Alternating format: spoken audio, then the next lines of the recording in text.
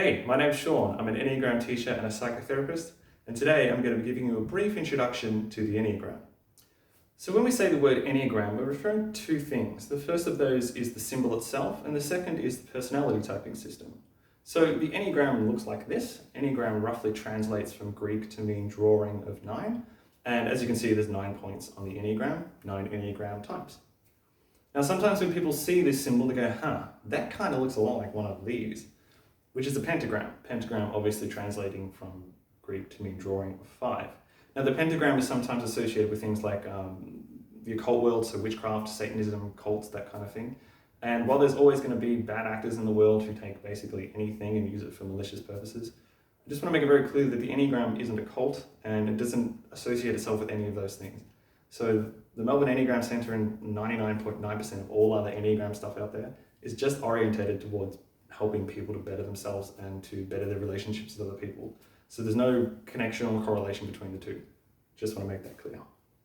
So the second thing the Enneagram refers to is the personality typing system itself. And a personality typing system basically takes the whole range of characteristics that people can have and then arranges them into different personality types. And so this is things like the inherent beliefs that people have to their behavior, their motivations for things, their patterns of thoughts and feeling, all different kinds of things. And so the Enneagram itself consists of 9 different archetypes that are then further broken down into what's called a subtype, and there are 27 of those, so 3 subtypes for each Enneagram type. Now there's lots of different personality typing systems out there. You might have heard of Myers-Briggs or MBTI. There's also the Big 5, and there's one with hats. I don't know too much about the hat thing, but yeah, there's probably at least 100 of them now, if not more, because they're quite popular in the corporate world, as well as in the world of psychology. So each of these obviously categorize types in different ways, and the Enneagram has its own set of characteristics that it uses to define the different Enneagram types. Now the idea is that your Enneagram type kind of formed in childhood as a response to your circumstances that was kind of mixed up with your temperament, your inherent nature as a person. Now it's not to say that everyone had a difficult or terrible childhood, or that you can only go with the Enneagram if you've had something bad happen to you in childhood. But the idea is that when you're a little kid, the world is a tough place and it's scary and confusing and you don't have much power or control, and so you're just doing your best to survive and get by. And so the kind of different beliefs and ideas that were inherent in your Enneagram type helped you to kind of navigate that experience. And the idea now is that as an adult, you obviously have a much greater understanding of the world and yourself in the world. And so a lot of those kind of ideas and beliefs and patterns that were formed at that stage might actually not be very useful now, and they could actually be getting in the way. So there's so many different personality typing systems out there. Why should you choose the Enneagram? What's the big deal? Well, I don't know everything about every system, so I can't talk to them all, but what I will say is that the Enneagram is fantastic for personal growth. So if you're looking for a system to engage with that's going to help you to become a better person and also just live a better life, the Enneagram is a really good one to choose. To draw a brief comparison to the Big 5, I did an online test for that once and actually found it really useful. So the way that it kind of broke down the different traits was very accurate for me and insightful. But what I found that when I got to the end of reading about myself, it didn't tell me what to do next. Like there was no go-to from here. And I could kind of infer that on my own. So I was told that I'm very high in conscientiousness. And so I could say, well, in that case, I should probably just take a break and relax and not work so hard all of the time. But I had to infer that on my own, whereas the Enneagram does it for you. It's actually plotted in the system itself of how each type can grow and develop. And it does this in a lot of different ways, so it's very elegant and elaborate. To draw one example for you, if you look at the symbol itself, each type is connected to 2 other types using lines. These are called the arrows. And so one of the types that it's connected to represents what the type looks like in a bad place, and the other represents what it looks like in a good place when it can grow a little. And so already we have a 3-dimensional structure that kind of plots a course, but also helps you to recognize when you might not be in a really good place, which can be actually surprisingly difficult for some people. So that's why the Enneagram is really useful, and we'll talk about 3 different ways that it can be used. The first is to develop your self-awareness, the second is to gain self-acceptance and acceptance of others, and the third is for you to be able to develop and grow as a person. So the Enneagram is really good for self-awareness because each Enneagram type is defined by its motivation, not by its behavior. So we can take a behavior like procrastination. A lot of different types procrastinate, but the question is, why do they procrastinate? And that's the motivation. Now, the motivation is linked to a core belief that each Enneagram type has that's linked to their belief about themselves, their relationship to the world, and to others in the world. So when you engage with the Enneagram, you're obviously firstly trying to find out which type you are, which prompts the question, why am I doing what I'm doing? What's behind all of this?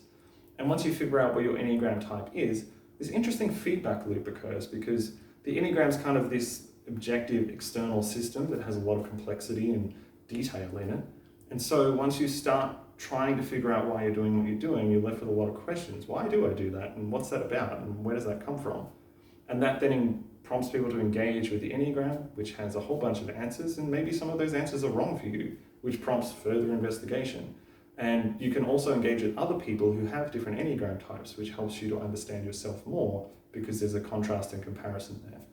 So this is why the Enneagram is really good for self-awareness, because it helps you to understand why you do what you do.